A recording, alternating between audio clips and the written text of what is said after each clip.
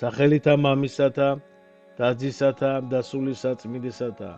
ყველას გილოცავთ, მეგობრებო, ღვთისმშობლის ტაძრად მიყვანის დღეს. ყოვლად წმინდა ღვთისმშობელმა დაგლოცოთ, დაგიფაროთ, შეგეწიოთ, გაგახაროთ, დაგიცვათ. ღვთისმშობელმა დალოცოს და გააძლიეროს, გაამთლიანოს საქართველო და ქართველი ხალხი. ამინ. მეგობრებო, წმინდა იოაკიმე და ანა იყო ღვთისმშობლის მშობლები, იოაკიმე და ანა 50 წელი იცხოვრეს ერთად, მაგრამ შვილი არ ყავდათ, არ მიეცათ, ასე ვთქვათ, რის გამოც კაცთაგან უამრავი შეურაცხყოფას ითმევდნენ. უნდა ითქვას, მეგობრებო, რომ ადრე, ახლა იმ დროს ებრაელებს შორის იყო გავრცელებული ესეთი იდეა, რომ ესე იგი თუ შენ შვილი არ ყავს, ესე იგი შენ რაღაცა დიდი ცოდვა გადევს და ღმერთი არ გაძლევს შენ შვილს.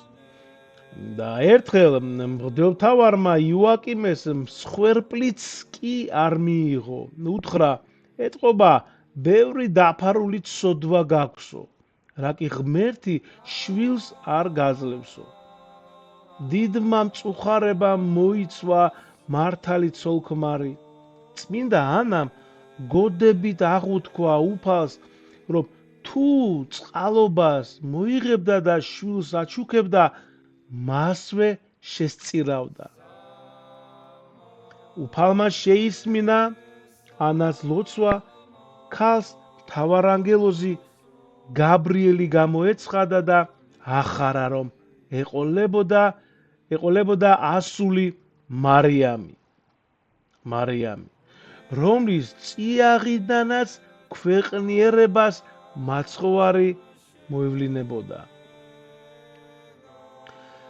მეგობრებო, 9 თვის თავზე გაუჩნდა ცოლ-ქმარს ნანატრის შვილი. გოგონას თვალის ჩინივით უფრთხილდებოდნენ, ზრდიდნენ. ყრმა მარიამი კი საღმრთო მადლით განადიდებდა და განაძლიერებდა მოხუც მშობლებს.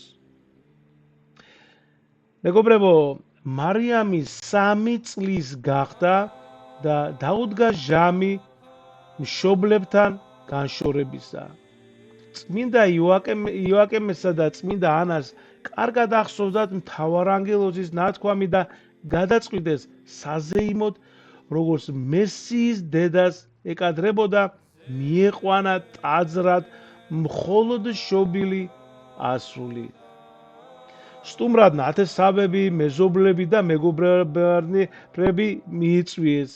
წმინდა იოაკიმე დავით წინასწარმეტყველის ძის ნათანის შთამომავალი იყო, მეგობრებო, ხოლო წმინდა ანას წინაპარნი სამღვდელონი იყვნენ. ამიტომაც ამ კურთხეულ დღეს მათ ოჯახში ისრაელში დიდად პატივცემული მრავალი ადამიანი შეიკრიბა.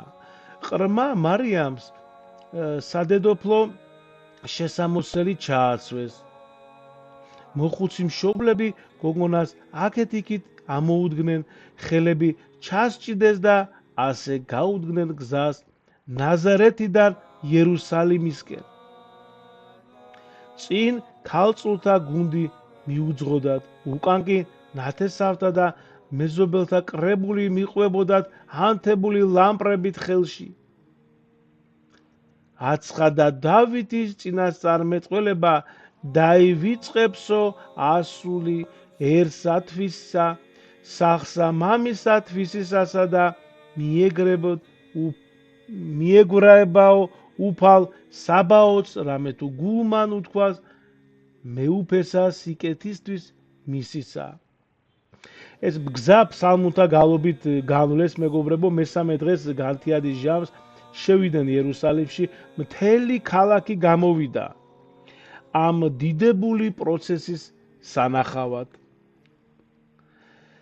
ესე იგი, განკვირდებოდა ხო ცანი და ქვეყანა, რამე თუ ხედვიდნენ გონიერსაცასა მომავალ საღმრთოს სახლად, პატივით აღზრდათ. ესე იგი, შემდეგ რა ხდება, მეგობრებო, ნახეთ.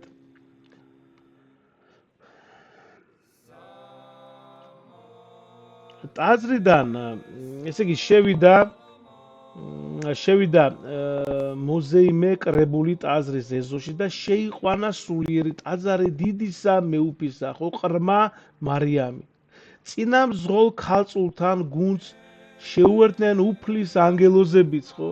მათ არ იცოდნენ ძალი ღვთის საიდუმლოს, მაგრამ უფლის ბრძანებით შემოარტყნენ გარს წმინდა მარიამს და მიეცილებდნენ წმინდათაში, ხო, მიაცილებდნენ წმინდათა არის, ჩვენ გავივლით ამას, რა არის შემდეგ ტაძრიდან მათ შესახვედრად გამოვიდა მღვდელმთავარი ზაქარია, მამა იოანე ნათლისმცემლის, ესე იგი, ზაქარია არის მამა იოანე ნათლისმცემლისა, ხო? ზაქარია. იგი ელისაბედის წმინდა ანას დის შვილის ქმარი გახდათ. ყრმა მარიამა როგორც კი კიბეზე, ესე იგი, ფეხი შეადგა, დაუხმარებლად აირბინა 15-ვე საფეხური და მუხლებზე შემოეხვია ზაქარიას. მღვდელმთავარი სულიწმინდის მადლმა მოიცვა ბრძანებს წმინდა თეოფილაქტე. მიხვდა, რომ ეს ყრმა იყო სამკვიდრებელი ღვთისა მადლისა და მასზე უფრო ღირსეული, ესე იგი, გაიხსენა, რომ ჯულის კიდობანი კანონთა მიხედვით წმინდათაში უნდა ყოფილიყო დაბრძანებული. მიხვდა, რომ ესე იგი ეს მარიამზე იყო ნათქვამი და ამიტომაც დაუფიქრებლად გაკადნიერდა და წმინდა ქალწული ესე იგი, წინააღმდეგ ჯულისა წმინდათაში შეიყვანა. ჩვენ ვიცით, რომ წმინდათაში არ შედიოდა არავინ, წელიწადში, მხოლოდ წელიწადში ერთხელ შედიოდა და ისიც მღვდელმთავარი. გახარებულმა მშობლებმა მადლობა შეესწირეს უფალს, შინ დაბრუნდნენ და დიდი სერობა გამართეს, ხოლო მათმა კურთხეულმა ასულმა ღვთის სახლში განაგრძო ცხოვრება. იერუსალიმის ტაძარს გარს ესე იგი, ქვის შენობები ერტყა და ერთ-ერთში ღვთის სამსახურად შეწირულნი ცხოვრობდნენ, მეორეში ქვრივნი, რომლებსაც ღვთის წინაშე წმინდა ცხოვრების აღთმა ჰქონდათ დადებული. მესამეში მამაკაცნი, ხო, ნაზარევებელად წოდებულნი.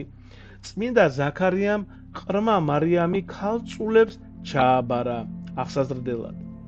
მათგან შეისწავლა მარიამა საღვთო წერილი, ესე იგი, ძველებრაული დამწერლობა, ქსოვა და ქარგვა. მისი მოქარგული სამოსით იმოსებოდნენ მღვდელნი, ხო, ღვთისმსახურებისას.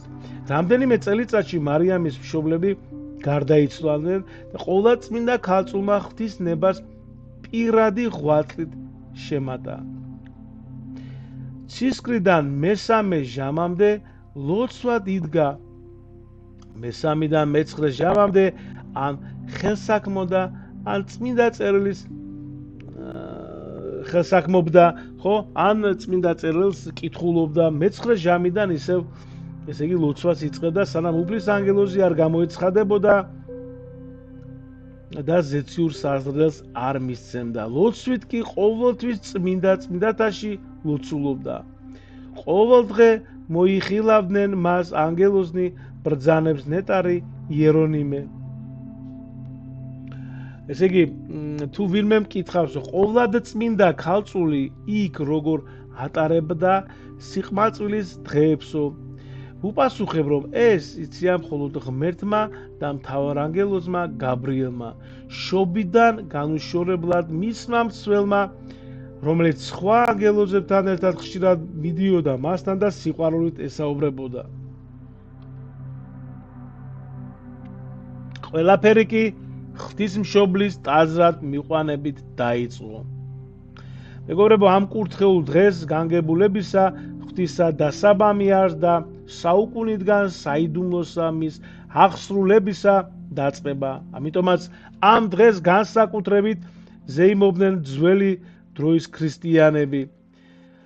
წმინდა ელენე დედოფალს ამ დღესასწაულის სახელობის ტაძარიც კი აუგია.